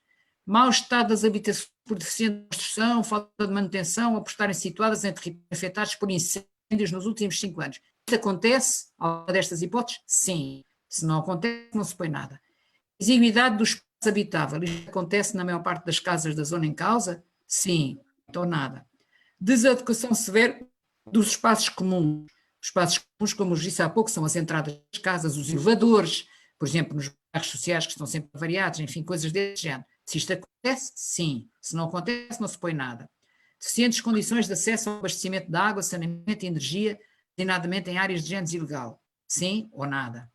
Ventilação e iluminação solar insuficientes, baixo conforto térmico ao custo. Bom, basta, isto é que é importante dizer. Se alguma destas alíneas houver um sim, o critério automaticamente está verificado. Isto é muito importante. Não é preciso cumprir estas todas, basta uma. Aqui o 2, a mesma coisa. Se uma destas se acontecer, logo, automaticamente, o critério acontece. Esta terceira não tem linhas, portanto, ou há ou não há. Portanto, a pergunta é, há um número significativo de pessoas em risco em caso de Covid, ou sim ou não? Se for sim, lá ponho sim. E assim sucessivamente até ao fim. E depois, no fim, uma pergunta, se vão juntar alguma declaração da Junta ou alguma declaração da Autoridade de Saúde. Portanto, isto é relativamente simples de encher, vai estar no formulário, e aquilo que está aqui escrito é rigorosamente o que vai estar no artigo do regulamento que fala em critérios de elegibilidade. O mesmo que lá está escrito, o mesmo vai aparecer aqui. O que nós fizemos aqui é o que está no projeto de regulamento. O projeto de regulamento está em discussão pública. Se for aprovada a versão final, vamos ter que confirmar este texto e fazemos a fichazinha, e há uma fichinha deste género que vai aparecer para ser completada por todos, e nós já estamos a negociar com a Associação Nacional de Freguesias e vamos negociar com a Associação Nacional de Médicos de Saúde Pública, que a declaração deles é um modelozinho simples a confirmar o preenchimento desta ficha. Portanto, eu achei que isto era útil e vou interromper. Pertinente e que nos enviem, não é? Isso era importante. E não se esqueçam de responder àquele questionário que será um bom contributo para o trabalho de mapeamento das zonas mais vulneráveis do território.